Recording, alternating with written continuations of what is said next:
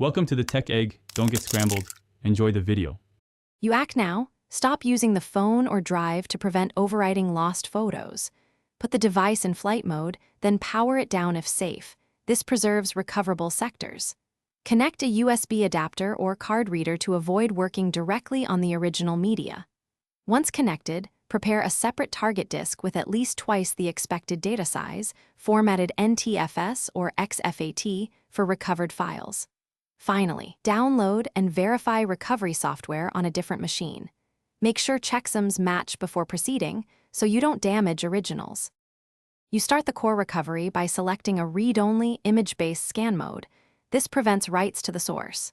Choose a deep or forensic scan if quick scans find nothing, because deleted entries and formatted partitions need signature carving. Once results appear, filter by common photo types, JPG, HEIC, PNG, and narrow by dates or file sizes to reduce noise. Recover files exclusively to the prepared external disk. Then open a subset to preview integrity and sort duplicates, making sure you don't restore corrupt or partial images unnecessarily.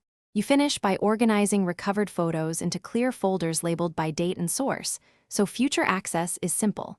Then make 2 backups, one offline on a separate drive, and one encrypted cloud copy using a strong passphrase you store in a password manager.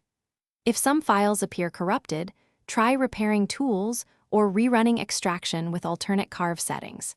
If you hit read errors or the device is physically damaged, clone the media using a sector-by-sector imager, and, if needed, consult a professional data recovery lab for hardware-level fixes. This often recovers what software cannot. Thanks for watching. Consider subscribing if I helped unscramble your problems.